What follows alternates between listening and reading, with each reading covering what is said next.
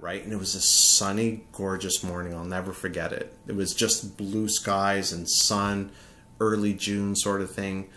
And the sun came up and the birds were chirping. And when the birds would chirp, it sounded like they were kind of coming from behind you and stuff. And you felt at one with nature. And I looked at the leaves on the trees. And the leaves on the trees, and I'd look at them. And I could start to see the stems of the trees.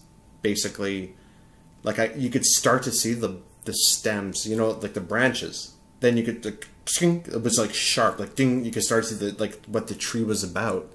And it wasn't so much about the leaves, you know what I mean? It was about the stems that were just like, you know, you can fixate on that and the leaves would almost disappear, you know? Crystal sharp, crystal clear, very colorful.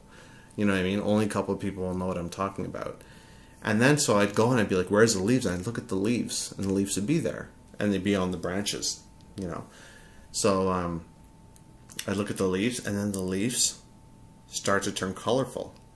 And they start to turn into these butterflies, and the colorful like butterflies would start to flap their wings and start to go up the leaves. That's what would happen. And I saw that and I was like, that's amazing. I felt at one with the tree, which was life, the tree of life. Until this day, I'll never forget that. And I saw the beauty in the tree. And then you'd see birds like kind of zip by, and when these birds would zip by, you'd see zoop, and then you'd see this long line like that. And I'd be like, wow, and I would be like, whoa, and stuff like that. And I was sitting there by myself and I would grin like that, and I would hear the birds chirping. And it sounded like they were almost coming from inside my head at some points. And I would look and I felt at one with the tree and I felt at one with nature. And it was the most amazing thing. And I remember there was a poster. There was this poster back then. Bodybuilding was you know, big and stuff. So I bought a bodybuilding magazine, and it came with posters. And the poster had some bikini girl like this, just nothing really bad, but just she was like this, and she was all wet and dripping and stuff, right? So the poster edges, when you look at them, they curl down like this. They go, and when stuff moved, you can almost like hear it. You know what I mean? So the poster edges would curl down like that, and the water in the photo would start to become real, and you start to see drips forming in 3D all around the photo, all around the poster. And I'd be like, oh my god, the poster's dripping. And I'd look at the floor and I wouldn't see anything. And I'd look at the corner of the poster and go like that, and it would just like, it almost start to drip. And I was like, wow. And so I don't know, I might have stared at that tree for about, the poster I probably stared at, well, it felt like it was a half an hour I stared at the poster. The tree I think I stared at for, like, legitimately though, I really did. Because I saw the sun rise and that sort of thing, so I stared at the tree for maybe about, I bonded with nature for about 3 hours. Like, that's how bad it was. So I bonded, like, I came off the whole trip almost just staring at the tree. And I was like, wow, this is amazing. And I felt at one with nature at that time. And when you're in a room with people that are like-minded and are in the same state that you're in, all you do is you talk about idealisms and about amazing stuff that makes so much sense to you when you're in that clouded state. This one girl was there. I remember once we were hanging out with her, and she had this sketch pad that she'd take, you know, that she would just draw pictures on and stuff like that. And she was into ecstasy and coke and that sort of stuff. I never liked the coke and any of the harder drugs, you know what I mean? So you know, everybody's doing pills and stuff, right? And, you know, they smoke some weed, that sort of thing. And the drinks, I'm telling you, when you're on ecstasy, it's like when you have drinks, it does nothing. I had 10 beers in a row. It didn't do anything. It doesn't faze you. So anyway, so we're sitting there and we're just like all in this altered state, but it doesn't feel like you are. And so the news report says, oh, there's some deers running on the road and blah, blah, blah. There's been spottings of deers in Bell's Corners running on the road and stuff like that. And so there's deers going on our highways and stuff like that. And, you know, that sort of thing. And she said something so smart at the time. There was me and a couple other people and her. And she said, like, maybe we're the ones who are in the way of the deers. You know, she would give this other perspective. Now, obviously that's a bunch of nonsense, because we're no more or less than other animals here. You know what I mean? Well, I'd say, okay, we're more than other animals, but you know, in reality, it's like, okay, let's say there's animals, but there's humans too. So I'm not like we didn't come out of nothing, right? So it's like, why is the deer more entitled to space than we are? But you know, but at the time though, when she said that, it was so profound, and it was such a amazing thing to hear her say that. And well, maybe we're the ones that are in the deer's way, and she's like, wow, man, wow. And so, you know, I mean, that sort of thing, right? Because even if we're not on the same page, that night we were on the same page. If you want to have the best time, hang out with Zack. Okay, you want to have the best time of your life and just something you won't forget, do pills and weed and alcohol, and hang out with Zack, and hang out with Ian Crossland and you.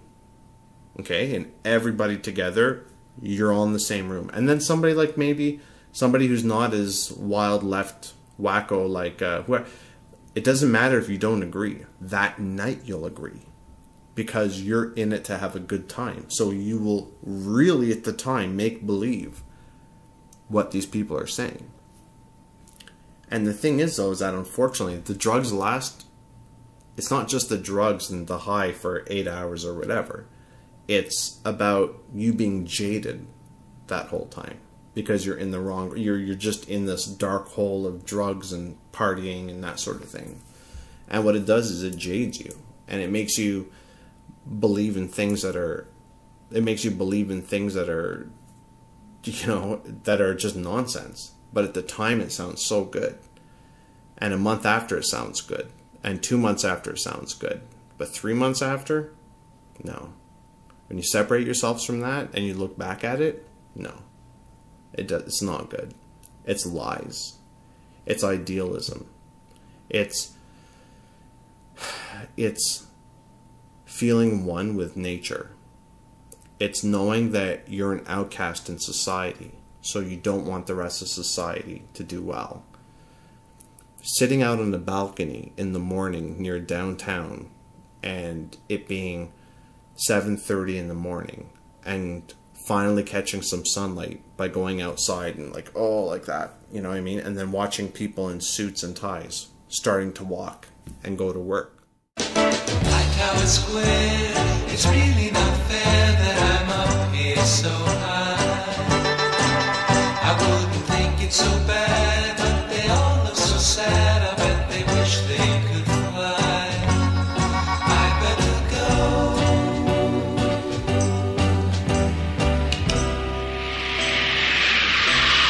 You look at those people like, what the hell are you doing and this and that, man? You should come up here to our place and chill out, and you know what I mean? And you should agree with our idealisms and global warming and environmentalism, etc., and anti-capitalism. But in reality, it has no basis at all. The dog life, like when you're high, you could see the dog, and the dog, you know what I mean, almost becomes human. It's just like you start to think that the dog's one of you. The dog looks at you, and then all of a sudden you think that the dog has some connection with you. And then what you get is you start to get drug talk. You get a drug mentality, a druggy mind. You get jaded from the drugs, and that's what happens. And that's where Zack's in right now. So I know what he's about, because I can tell. And he's passionate about it, and that's it. But for all the kids out there, you know what? Just know this, okay? 50 Cent, fact is, he doesn't do drugs at all. You know what? 50 Cent doesn't even drink. Eminem doesn't drink or do drugs at all. You take Michael Jordan, doesn't drink or do drugs. I mean, these people don't even drink, okay? I mean, you take Dr. Dre, you take the biggest and best people, you know, of their time. Steroids is different, that's a whole other thing. But you take the biggest and best people and the most successful people, and they have clear, sharp thoughts of logic. And the drugs take that away from you, and it jades you into something else. Always remember that. It's false. It's an illusion. It's fun, but it's an illusion, and it will jade you. Always remember that. Keep yourself above it. You know who it is.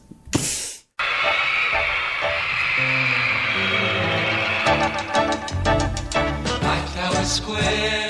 Everyone's there, you can see them go down. Robert and James, we know all their names. They won't